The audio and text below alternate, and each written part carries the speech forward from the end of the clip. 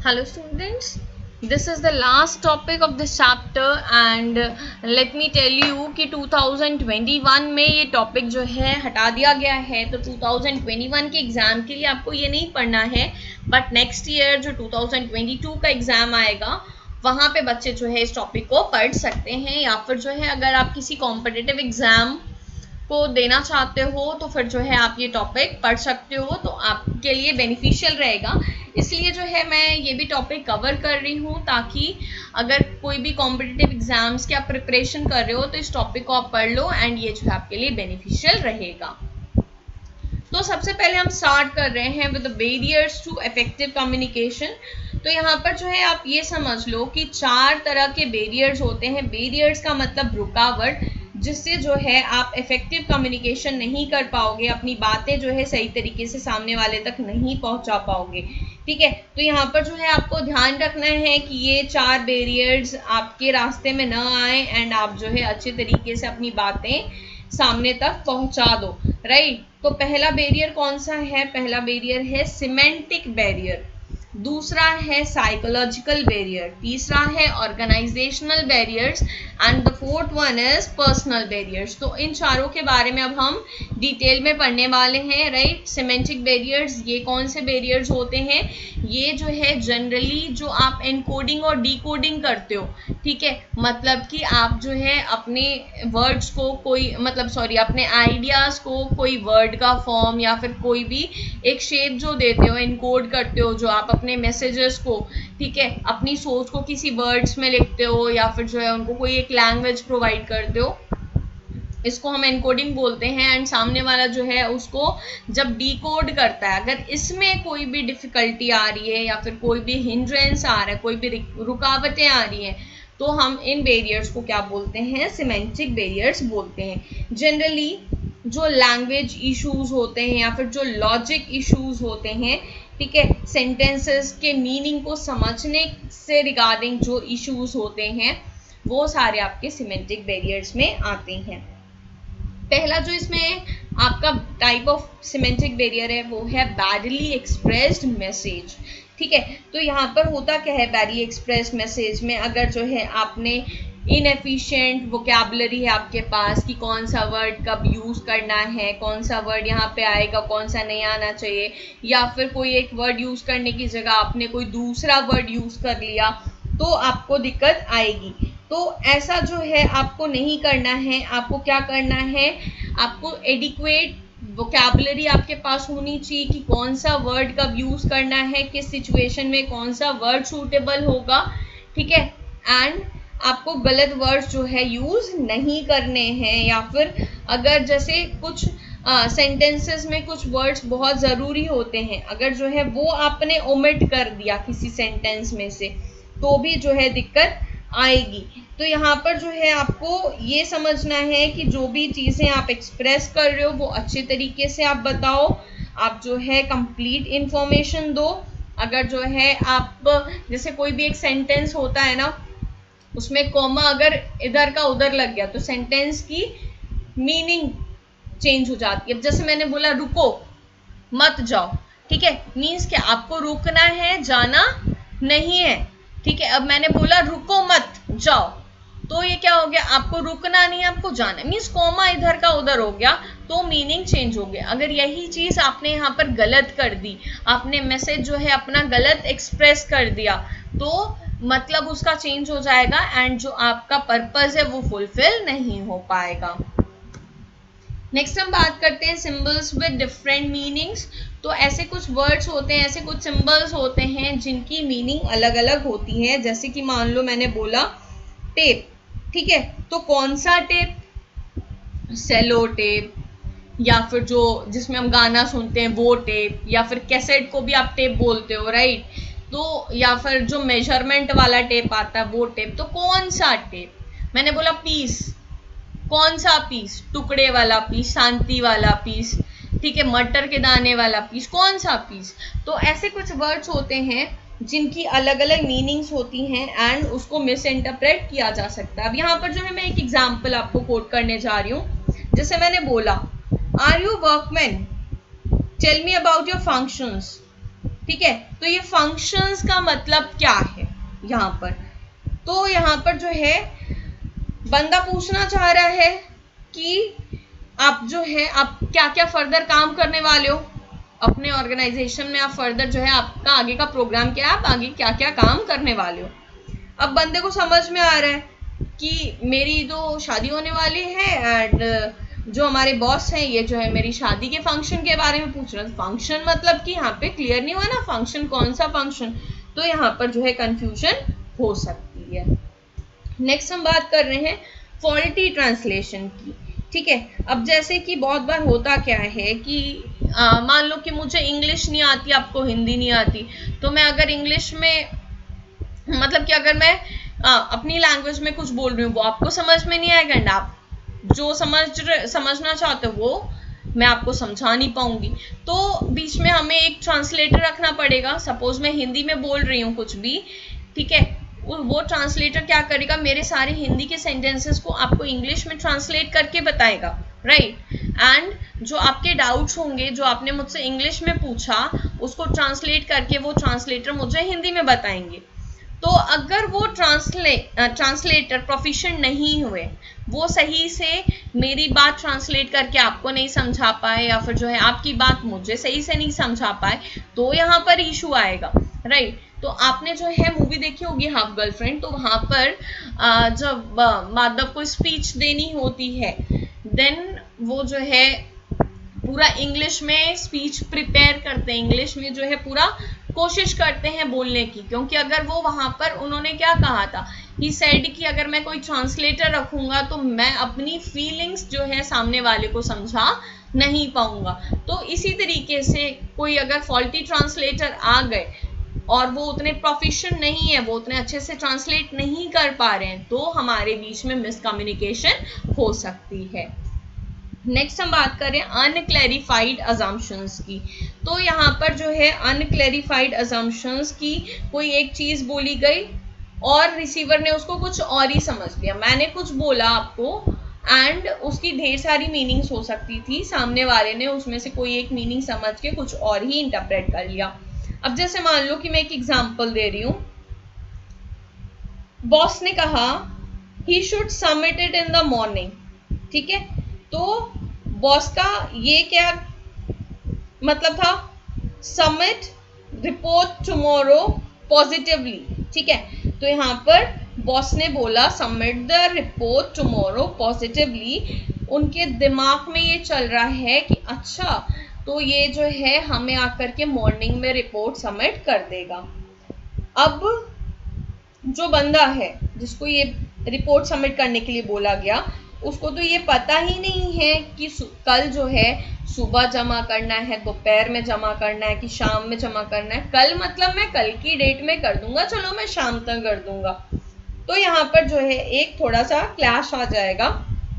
Boss चाहते हैं, उन्होंने मन ही मन सोच लिया कि अच्छा मॉर्निंग तक रिपोर्ट आ जाएगी एंड सबऑर्डिनेट ने ये सोच लिया कि चलो मैं शाम तक भी रिपोर्ट सबमिट करूंगा तो चल जाएगा। तो यहाँ पर जो है ये अनक्लैरिफाइड था कि आपको कल रिपोर्ट सबमिट करनी है तो किस समय रिपोर्ट सबमिट करनी है।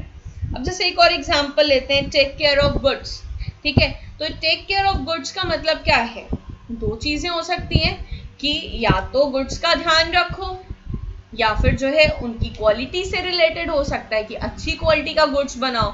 तो यहाँ पर जो है सामने वाला क्या समझ रहा है वो हमें नहीं पता, मेरे दिमाग में कुछ और चल रहा है, वो कुछ और तरीके से समझ रहा है। तो अगर इस तरीके से कुछ भी क्लियर नहीं किया गया, एग्जैक्टली सारी चीजें नहीं बताई गई, तो लैंग्वेज की दिक्कत की वजह से कुछ प्रॉब्लम्स आ सकती हैं, कुछ इंटरप्रिटेशंस गलत हो सकते हैं। मतलब कि मैं कुछ और सोच रही हूँ, आपने कुछ और सोच लिया due to language issue, due to the sentence issue.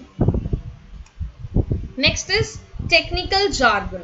तो यहाँ पर जो है टेक्निकल जार्गन का मतलब क्या होता है, कुछ ऐसे वर्ड्स, कुछ ऐसी टर्मिनोलॉजीज आपने जो है कोट कर दी जो आपके सबऑर्डिनेट्स नहीं समझ पाते, वो जो है उतना जानकार नहीं है, उनको उतनी नॉलेज नहीं है, वहां पर आपने कुछ डिफिकल्ट वर्ड्स या कुछ डिफिकल्ट टर्मिनोलॉजीज यूज कर ली तो वो जो है आपकी बात नहीं समझ पाएंगे। अब जैसे कि एक एग्जांपल आप देखो, calculation of EBITDA will become easy. ठीक है, बॉस ने बोला EBITDA। अब जो है कुछ कलीग्स के दिमाग में, कुछ जो है आपके सबऑर्डिनेट्स के दिमाग में ये चल रहा है कि EBITDA है क्या, पहले ये तो बताओ, एंड हिचक के मारे वो पूछ नहीं पा रहे हैं। तो इस तरीके से जो है कुछ टेक्निकल वर्ड्स, कुछ टेक्निकल टर्मिनोलॉजीज अगर आप यूज कर रहे हो एंड सामने वाला उसको नहीं समझ पा रहा है तो भी आपका कम्युनिकेशन फेल हो जाएगा। नेक्स्ट हम बात कर रहे हैं body language and gesture decoding की। तो यहाँ पर जो है आप बोल कुछ और रहे हो एंड आपका एक्सप्रेशन कुछ और कह रहा है। अब जो है मैं गुस्सा कर रही हूँ, बहुत तेज से गुस्सा कर रही हूँ, ठीक है, एंड मैं स्माइल कर रही हूँ साथ में, तो आप जो है उसको बहुत ही लाइटली ले लोगे, राइट, कि मेरी बॉडी लैंग्वेज कुछ और कह रही है, मैं स्माइल कर रही हूँ एंड साथ में मैं गुस्सा भी कर रही हूँ, आपको डांट भी रही हूँ। तो यहाँ पर क्या है कि मेरी बॉडी लैंग्वेज अलग है, मेरा जेस्चर अलग है, मैं जो बोल रही हूँ वो अलग है, मेरा फेस एक्सप्रेशन कुछ और कह रहा है। तो ऐसे में इश्यूज तो आएंगे ही आएंगे। तो यहाँ पर जो है manager is talking to his subordinate about motivation, but his body language is not matching his words. Motivation की बात कर रहा है मैनेजर, राइट। मैनेजर अगर मोटिवेशन की बात कर रहे हैं तो means he should have a pleasant, a काम, ठीक है, मतलब कि बिल्कुल टेंशन फ्री, वैसा जो है फेस एक्सप्रेशन होना चाहिए। But manager is looking very tensed and he is trying to motivate others. तो क्या यहाँ पर आप मोटिवेटेड फील करोगे? नहीं करोगे, लगेगा कि बॉस जो है ताना मार रहे हैं। तो यहाँ पर ये जरूरी है कि आपकी बॉडी लैंग्वेज एंड आपका जेस्चर जो है वो मैच करे। क्लियर है? These were the semantic barriers. Now moving on to psychological barriers. तो आप जो है साइकोलॉजिकल बैरियर्स का मतलब पहले समझ लो कि ये जो है उस सिचुएशन में एग्जिस्ट करता है जहां पर इमोशंस की वजह से या फिर साइकोलॉजिकल फैक्टर्स की वजह से कम्युनिकेशन का स्मूथ फ्लो नहीं हो पा रहा है। अब जैसे कि एग्जाम्पल यहाँ पर मैंने कोट किया है कि अगर एक एंग्री पर्सन है, ठीक है, वो प्रॉपरली कम्युनिकेट नहीं कर पाएगा, गुस्से में तो हमारा दिमाग वैसे भी खराब हो जाता है ना, तो हम प्रॉपरली कम्युनिकेट नहीं कर पाएंगे, ना ही सामने वाला क्या बोल रहा है गुस्से में मुझे कुछ समझ में आएगा।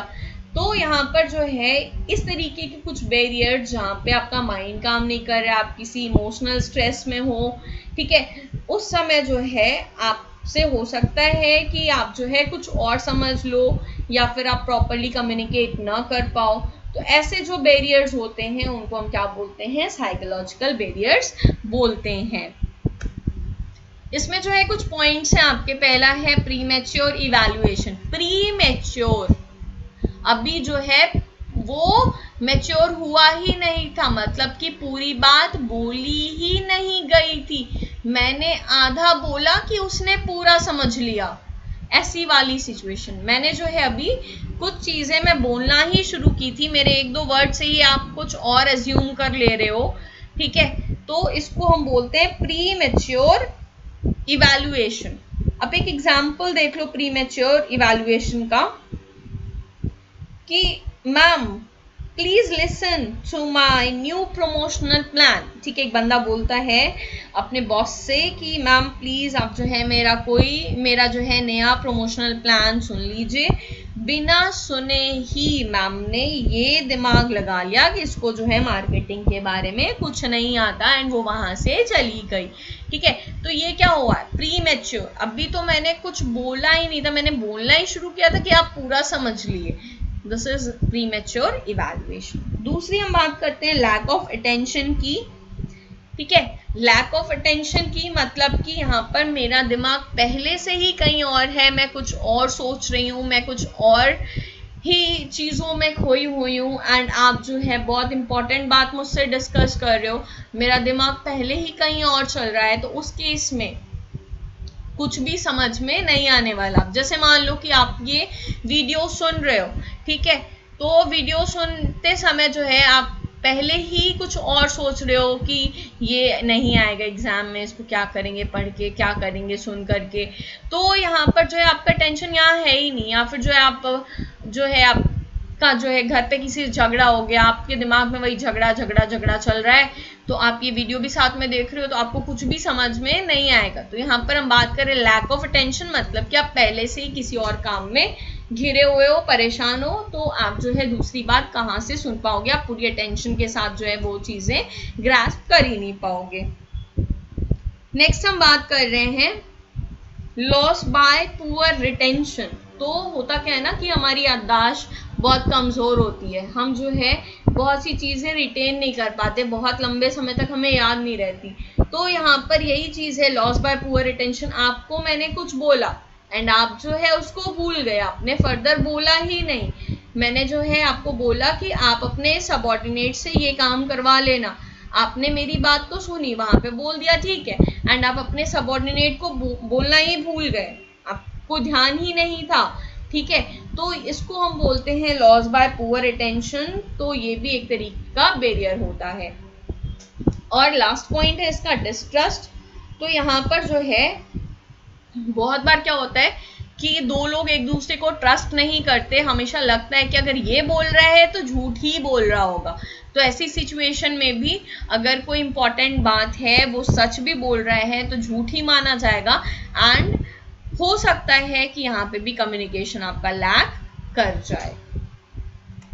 नेक्स्ट हम बात कर रहे हैं ऑर्गेनाइजेशनल बैरियर्स की। तो ऑर्गेनाइजेशनल बैरियर्स का मतलब क्या होता है, ये वहां पर एग्जिस्ट करते हैं जहां पर ऑर्गेनाइजेशन के साइड से कुछ ऑब्स्ट्रक्ट हैं, कुछ रुकावटें हैं, जिससे जो है कम्युनिकेशन स्मूथ फ्लो नहीं हो रहा। पहला पॉइंट है ऑर्गेनाइजेशनल पॉलिसीज। जैसे कुछ कुछ पॉलिसीज ऑर्गेनाइजेशंस फ्रेम कर देते हैं एंड उन पॉलिसीज को आपको फॉलो करना ही करना है, आप आउट ऑफ द वे जाकर के काम नहीं कर सकते, ठीक है। एंड कुछ काम बहुत ही अर्जेंट है लेकिन आपके यहाँ की जो है पॉलिसी वो परमिट नहीं करती कि आपको वो काम करना चाहिए, तो उस केस में जो है आपका कम्युनिकेशन लैक करेगा। एक एग्जाम्पल देख लो, यहाँ पर जो है एक सबऑर्डिनेट जो है अपने बॉस से बोलते हैं sir have a suggestion to increase customer service. तो यहाँ पर जो है जो आपके सुपीरियर हैं वो बोल रहे हैं only the top management takes all such decisions. तो यहाँ पर जो है पॉलिसी ही नहीं है कि हम ये बात हम जो है यहाँ पर कुछ भी कर पाए, ये जो है टॉप मैनेजमेंट का ही काम है, वो ही देखेंगे, ठीक है। नेक्स्ट है आपका रूल्स एंड रेगुलेशंस। तो यहाँ पर जो है कंपनी ने कुछ रूल्स एंड रेगुलेशंस बना दिए हैं, आप जो है उसको फॉरगिव नहीं कर सकते, आप जो है वहां पे उसको किसी भी तरीके से तोड़ नहीं सकते, उस रूल्स को आपको फॉलो करना ही करना है, ठीक है। अब जैसे कि बोल दिया, ऑर्गेनाइजेशन ने बोल दिया कि यहाँ का ये रूल है कि कोई भी वर्कर ऑफिस प्रेमाइसेस के अंदर नहीं आएगा। वर्कर का अगर कोई बहुत ही ज्यादा रूल मतलब जरूरी भी है तो भी वो एंटर नहीं कर सकता, क्योंकि रूल है that you will not enter in the premises, ठीक है। तो कुछ ऐसे रेस्ट्रिक्शंस होते हैं जो रूल्स एंड रेगुलेशंस के रिगार्डिंग बनाए गए हैं। नेक्स्ट है स्टेटस डिफरेंस। तो यहाँ पर जो है सुपीरियर एंड सबऑर्डिनेट दोनों के स्टेटस में डिफरेंस होता है, दोनों के रैंक में डिफरेंस होता है। तो बहुत बार जो है सुपीरियर अपने ईगो पे बात ले सकते हैं एंड वो फ्रीली जो है अपने सबऑर्डिनेट को कोई बात कम्युनिकेट न करें, या सबऑर्डिनेट जो है डर के मारे अपने सुपीरियर से कोई बात ना बता पाए। तो ये स्टेटस डिफरेंस की वजह से भी आपका कम्युनिकेशन में इशू आता है। नेक्स्ट है कॉम्प्लेक्स ऑर्गेनाइजेशन। तो मतलब कि अलग अलग ढेर सारे अगर मैनेजीरियल लेवल्स हैं तो बातें जो हैं पहुंचते पहुंचते क्या की क्या बन जाएंगी पता नहीं। अगर बहुत ज़्यादा कॉम्प्लेक्स है, यहाँ पर बहुत ज़्यादा जो है अगर आपका ऑर्गेनाइजेशन कॉम्प्लेक्स है, बहुत ढेर सारे लेवल्स हैं उसमें, तो एक तो इन्फॉर्मेशन बहुत डिलेड हो जाएंगी एंड पहुंचते पहुंचते क्या की क्या बात रह जाएगी वो भी नहीं पता। And the last one is organisational facilities. तो अगर जो है कुछ नेसेसरी फैसिलिटीज जो चाहिए होती हैं like stationery, telephone, grievance cell, अगर ऐसी कुछ फैसिलिटीज ऑर्गेनाइजेशन में नहीं है तो भी प्रॉपर कम्युनिकेशन नहीं होगा। तो यहाँ पर जो है ये सारी थी आपकी organisational facilities. And the last one is personal barriers. ये कहाँ पे एग्जिस्ट करते हैं? ये वहां पे एग्जिस्ट करते हैं जहां पर कुछ सेंडर और रिसीवर के पर्सनल फैक्टर्स रहते हैं एंड वो पर्सनल फैक्टर्स इन्फ्लुएंस करें। मतलब कि सेंडर का कुछ पर्सनल मैटर होगा, रिसीवर का कुछ पर्सनल मैटर होगा, वहां पर जो है उसकी वजह से दिक्कत आ जाए। पहला पॉइंट है इसमें लैक ऑफ कॉन्फिडेंस। तो लैक ऑफ कॉन्फिडेंस का मतलब जो है सुपीरियर अपने सबऑर्डिनेट पे विश्वास ही नहीं करता एंड उसको ये लगता ही नहीं, सुपीरियर्स को ये लगता ही नहीं है कि उनके सबऑर्डिनेट जो है सही से काम कर सकते हैं या सबऑर्डिनेट जो है इतने काबिल हैं कि वो ये काम कर पाएंगे। तो बॉस का जो है अपने सबऑर्डिनेट पे कॉन्फिडेंस ही नहीं है कि वो अच्छे से कर पाएंगे। यहाँ ये एक तरीके से कम्युनिकेशन बैरियर है आपका। दूसरा क्या है? Lack of incentives. तो अगर जो है सबऑर्डिनेट ने कुछ सजेशन दिया एंड बॉस ने जो है उसका क्रेडिट खुद खा लिया या फिर जो है सबऑर्डिनेट को कुछ भी इंसेंटिव नहीं दिया, तो फिर जो है सबऑर्डिनेट नेक्स्ट टाइम से वो अपने सजेशंस नहीं देंगे। नेक्स्ट पॉइंट है फियर ऑफ अथॉरिटी। तो यहाँ पर जो है अपने सुपीरियर से डर के, ठीक है, अपनी कुछ कमियों को छुपा लेना। अगर कुछ इंपॉर्टेंट बात है वो आपको अपने सुपीरियर को बतानी है बट स्टिल आपको सुपीरियर से अपने डर लग रहा है एंड आपने जो है अपनी उस वीकनेस को डर के मारे छुपा लिया, तो भी कम्युनिकेशन आपका फेल हो जाएगा। And the last one is unwillingness to communicate. तो यहाँ पर जो है बहुत बार क्या होता है, सबऑर्डिनेट्स बोलना ही नहीं चाहते किसी कंसर्न मैटर पे, क्योंकि अगर वो बोलेंगे तो हो सकता है कि उनका कोई इंटरेस्ट जो है वो अफेक्टेड हो जाए। ठीक है, इसको जो है हम एक एग्जाम्पल के थ्रू समझते हैं। अब जैसे मान लो कि बॉस ने पूछा how can we complete the order on time. ठीक है, तो यहाँ पर सबऑर्डिनेट जो है वो ये सोचेंगे कि अगर मैंने सजेस्ट कर दिया कि ओवर टाइम करके काम कंप्लीट हो सकता है तो मेरा जो मूवी का प्लान है वो कैंसिल हो जाएगा। तो यहाँ पर जो है सबऑर्डिनेट का इंटरेस्ट क्या था? मूवी उसको देखने जाना था, जिसकी वजह से उसने बॉस को बोला ही नहीं कि हम जो है ओवर टाइम करके टाइम पर ऑर्डर कंप्लीट कर सकते हैं। ठीक है, तो ये क्या है? अनविलिंगनेस टू कम्युनिकेट, जहां पर जो है हम नहीं कम्युनिकेट करना चाह रहे हैं, हम खुद ही नहीं बताना चाह रहे हैं, कुछ भी सजेशन हम खुद ही नहीं देना चाह रहे हैं। क्लियर हो गए? ये सारे थे आपके बैरियर्स टू इफेक्टिव कम्युनिकेशन। अब हम बात करते हैं कि कैसे हम अपने कम्युनिकेशन की इफेक्टिवनेस को इम्प्रूव कर सकते हैं, या फिर इसको हम बोलते हैं measures to overcome barriers to effective communication. तो यहाँ पर जो है पहला पॉइंट देखो, clarify the idea before communication. तो सीधी सी बात है, आप जो बोलना चाह रहे हो उसको पहले एकदम क्लियर कर लो कि मुझे जो है यही चीज बोलनी है, यही चीज कम्युनिकेट करनी है। तो जब आपके पास एक आइडिया रहेगा और वो क्लियर आइडिया रहेगा, क्लियर कट सारी चीजें रहेंगी कि मुझे यही चीज बताना है, तो फिर कम्युनिकेशन में दिक्कत नहीं आएगी। नेक्स्ट पॉइंट है communication according to the need of the receiver. ठीक है, तो जो रिसीवर होते हैं, अगर आप उनके मतलब की बात करोगे तब तो वो ध्यान से सुनेंगे, लेकिन अगर उनके मतलब की बात नहीं रहेगी, उनके इंटरेस्ट की कोई बात नहीं रहेगी, तो वो जो है उसको ध्यान से नहीं सुनेंगे। तो यहाँ पर जो है हमें ये चीज देखना है कि रिसीवर के मतलब की बात जो है हमें जनरली उनसे डिस्कस करनी है। Next, consult others before communicating. ठीक है, तो आप जो है कुछ लोगों की सलाह ले लो, कुछ रेलेवेंट मैटर्स पे, कुछ इंपॉर्टेंट मैटर्स पे। अगर आपको लग रहा है कि हमें जो है कम्युनिकेट करने से पहले एक दो लोग की राय ले लेनी चाहिए फिर बोलना चाहिए, तो आप ये कर लो, इससे भी क्या होगा, कम्युनिकेशन आपका इफेक्टिव रहेगा। Next, use proper language, tone and content of message. ठीक है, आप जो है सही लैंग्वेज यूज करो, सही टोन में बोलो एंड जो कंटेंट होना चाहिए वो सही होना चाहिए, ताकि जो है आपकी कम्युनिकेशन की इफेक्टिवनेस बनी रहे। Next is proper feedback. जो भी आप कम्युनिकेट कर रहे हो आप उसका प्रॉपर फीडबैक लो, ताकि जो है आपको ये समझ में आ जाए कि सामने वाले को मेरी बात सही से समझ में आई है कि नहीं आई है। Next, communication for present as well as future. तो आप जो भी बातें कम्युनिकेट करो सिर्फ आज के लिए नहीं, आने वाले समय के लिए भी करो, ताकि जो है आगे का काम भी आसानी से चलता रहे। Next is follow up communication. जो आप बात बोले हो उसको लगातार चेक करते रहो कि आपकी बात सामने वाले को सही से समझ में आई तो है, कहीं वो कुछ गलतियां तो नहीं कर रहे हैं, समझने में कुछ गलती तो नहीं कर दी है। आपको प्रॉपर फीडबैक लेते फॉलो अप करते रहना है, जो आप कम्युनिकेट किए हो आपको चेक करते रहना है कि सामने वाला जो है उसी के अकॉर्डिंग काम कर रहा है कि नहीं कर रहा है।